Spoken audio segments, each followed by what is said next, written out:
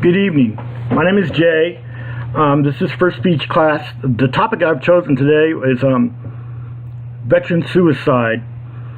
When I first chose this topic, it's turned out it's been a little bit more difficult to research than I originally planned.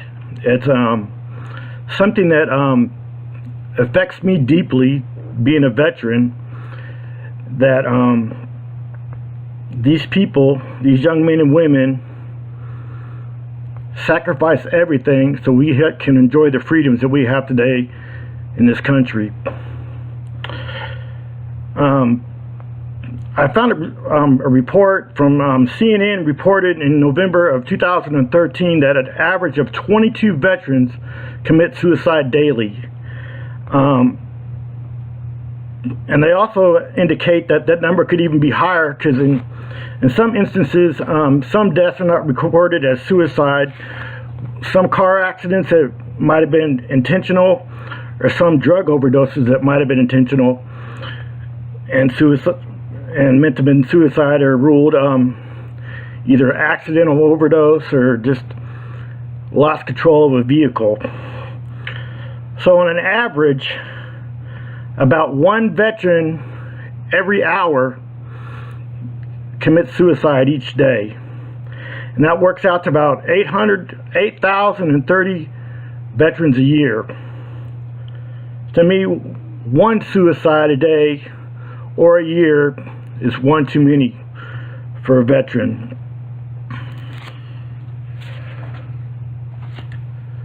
Suicide prevention starts with you. It starts with all of us. There is no single cause for suicide. Suicide a lot of times occurs when the stresses of life becomes more than their coping skills can handle.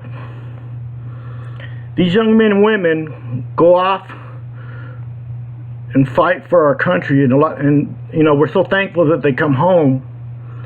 But a lot of times when they come home, the battle's still with them, and they relive that battle in their minds, and things that they had to do, or things that they have seen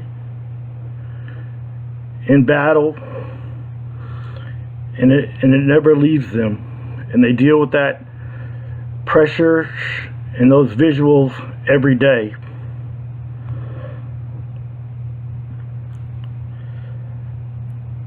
A lot of things. Some of the things that lead up to suicide are depression, anxiety, and substance abuse. Substance abuse a lot of times is used as a coping mechanism to mask and hide the things that they had gone through or had seen. Suicide warning signs. Listen to what they're saying. Are they? Because a lot of times they're crying out, and if we're not paying attention, we don't hear what they're saying. For example, do they feel like they're worthless? Their life means nothing.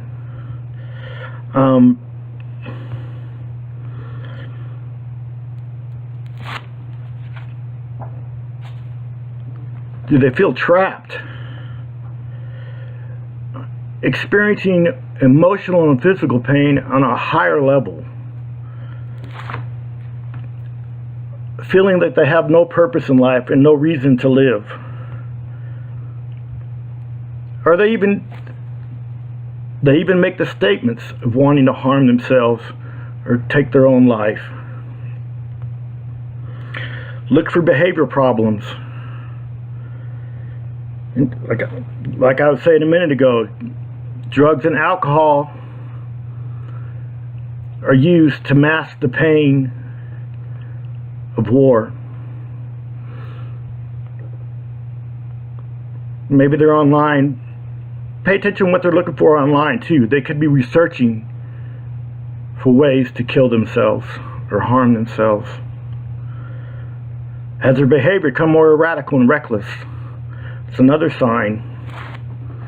They're withdrawing from activities and things they used to enjoy once doing and now they have no pleasures in their daily activities and things they used to enjoy?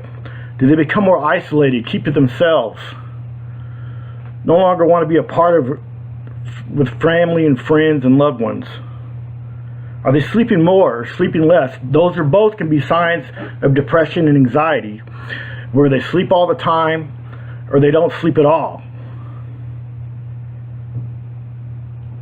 Are they all of a sudden wanting to give away all their possessions, stuff that they cherished most? Are they wanting to give those away? That can be a sign of possible suicidal thoughts or leading to suicide. Are they saying goodbye in an unusual way, or maybe just something to saying goodbye for no reason? That could be an identifier of possible suicidal thoughts or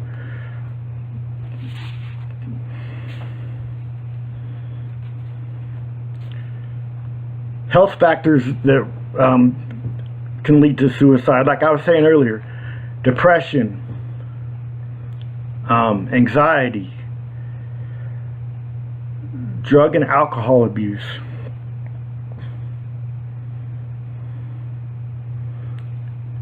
environmental factors. Like I say in the home, they might be home from the war, but the war still lives on within them. Historical factors. Have they attempted suicide before? Is it not the first time? Have people in the family before committed suicide or attempted suicide? Is it a generational thing? Those are all things to look at and think about.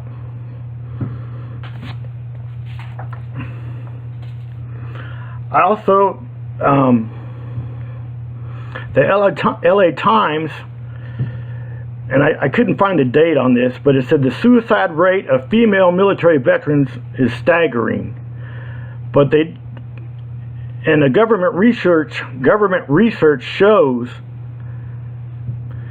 that female military veterans, and I've read 3 different statistics on this. One said it's 6 times higher than their non-female veteran counterparts, and I've also read where it was 10 times higher and 12 times higher than a non-female veteran, a lady that hasn't been in the military. And again, it also stated that the rate is so high that it approaches that of the male veterans. I was unable to actually find the statistics or how close they were together, or what the numbers were.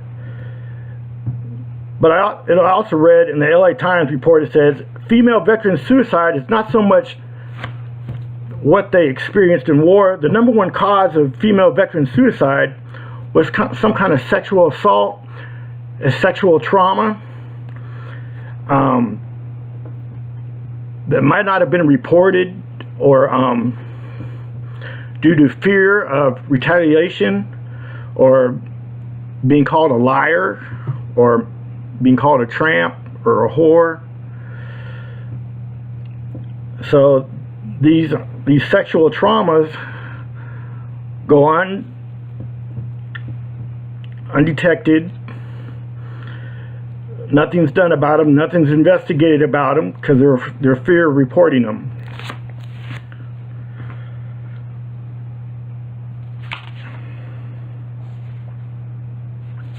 The VA. Here in the last few years, the VA has had a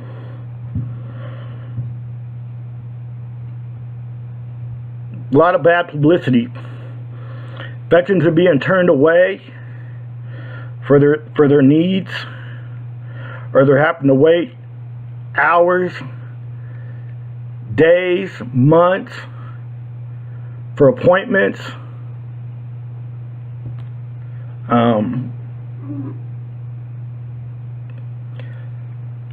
CBS News reported that a former VA hotline director reported that more than 1/3 calls to the hotline were being ignored and not answered due to the staffing's work habits. They wouldn't answer the phone. They might answer 5 calls, then they'll leave their shift early for the day or whenever their shift was. This is unacceptable. Veterans give their lives for us to enjoy the freedoms of our life. The least we can do is be there for them.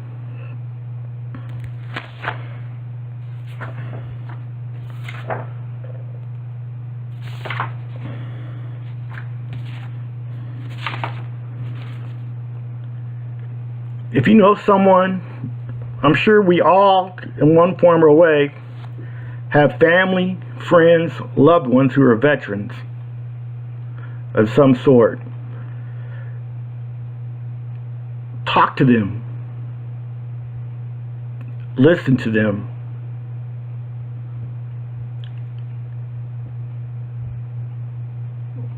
Watch their behavior. Watch what they are doing. There are organizations out there besides the VA that can help us. There's the National Suicide Hotline, which is 1-800-372-TALK. Call 911. Talk to your doctor. He can refer you to somebody. But there is help out there. Like I said at the beginning, suicide prevention starts with all of us. No more veterans should have to suffer through war or whatever the traumas may be that he's suffering from, where he thinks the only way to deal with that is killing himself.